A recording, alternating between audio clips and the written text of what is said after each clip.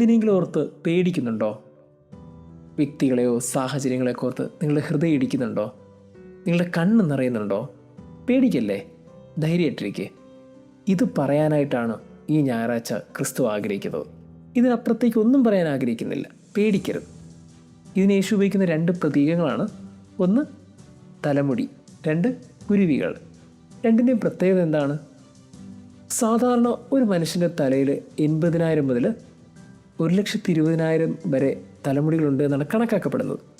ഇത് കൃത്യമായിട്ട് എണ്ണത്തിട്ടപ്പെടുത്താൻ പറ്റില്ലല്ലോ. പലർക്കും കൂടിയും കുറഞ്ഞൊക്കെ ഇരിക്കും. ഈ കൂടിയും കുറഞ്ഞിരിക്കുമെന്നും അത്ര ക്ലിയർ അല്ലെന്നും ഉറപ്പിച്ച് പറയാൻ പറ്റുന്നതാണ് ഈ തലമുടിയുടെ പ്രത്യേകത. ആർക്കും പ്രെഡിക്റ്റ് ചെയ്യാൻ പറ്റില്ല. ഇതൊക്കെ ഒരു ഊഹമാണ്. 80,000 മുതൽ 1,00,000 വരെയൊക്കെ ഉണ്ടാകാം. കാരണം നമുക്കറിയില്ലല്ലോ. നമുക്കറിയില്ല എന്നുള്ളതാണ് ഈ തലമുടിയുടെ ഒരു പ്രത്യേകത. നമ്മുടെ തലയിൽ എത്ര തലമുടി ഉണ്ട് എന്ന് നമുക്ക് എണ്ണി നോക്കാൻ പറ്റുമോ? ഇനി എണ്ണി നോക്കാൻ ശ്രമിച്ചാൽ എവിടെയെങ്കിലൊക്കെ അത് എത്തിച്ചേരോ? വേസ്റ്റ് ഓഫ് ടൈം അല്ലേ? നമുക്ക് നമ്മുടെ തലയ്ക്ക് മുകളിലെ തലമുടിയുടെ എണ്ണം പോലും അറിയില്ല. നമ്മുടെ ശരീരത്തോട് ചേർന്നിരിക്കുന്ന ഒരു തലമുടിയുടെ എണ്ണം പോലും നമുക്ക് അറിയാത്തിടത്തോളം നമുക്ക് അറിവില്ലാത്തവരാണ്.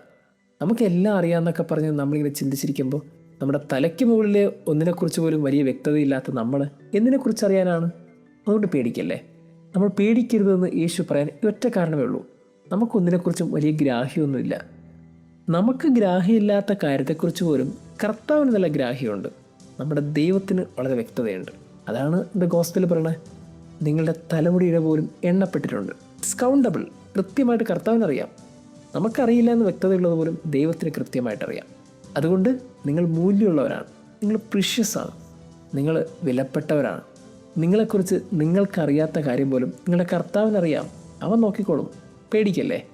ഇത് ഒന്നാമത്തെ പ്രതീകം. 2 കുരുവികളും.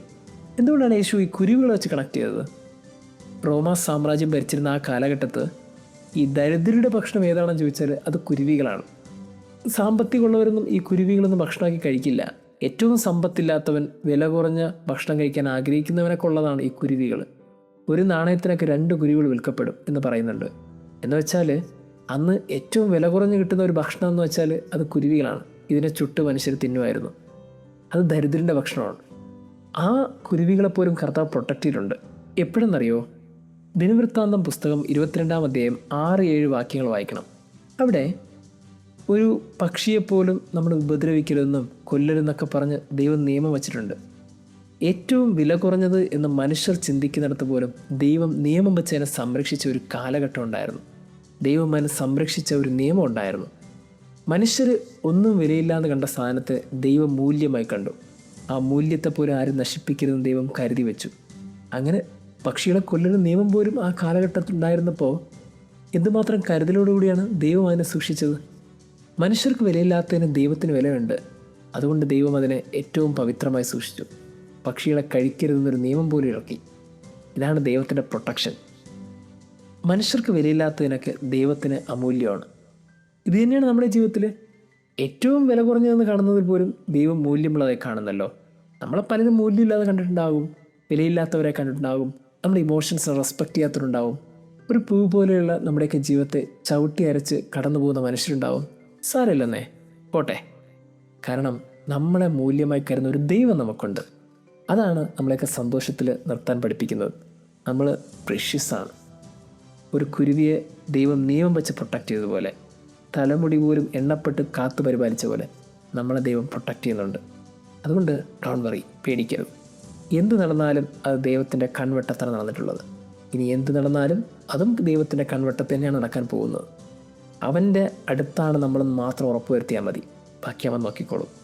അതുകൊണ്ട് ക്രിസ്തു ആവർത്തിച്ച് പറഞ്ഞുകൊണ്ടേയിരുന്നു, പേടിക്കല്ലേ. കാര്യം മരണത്തിൻ്റെ നിഴൽ വീണ താഴ്വരയിലൂടെയാണ് ഞാൻ നടക്കുന്നതെങ്കിലും അവിടെ നിന്ന് കൂടെയുള്ളതിനാൽ ഞാൻ ഭയപ്പെടില്ല. സങ്കീർത്തകൻ പറഞ്ഞതാണ്, മരണത്തിൻ്റെ പാതയിലാണെങ്കിൽ പോലും അവൻ കൂടെയുണ്ടെന്നൊരു ഉറപ്പുണ്ടാകട്ടെ. പിന്നെ നമ്മൾ ഒന്നിനോർത്തും പേടിക്കില്ല. കാര്യം എല്ലാം അവൻ്റെ കീഴിൽ തന്നെയാണ്. ഈ ഭൂമിയിൽ എന്തു പറഞ്ഞാലും അത് അവൻ്റെ മുകളിലല്ല. ദൈവം നമ്മെ അനുഗ്രഹിക്കട്ടെ.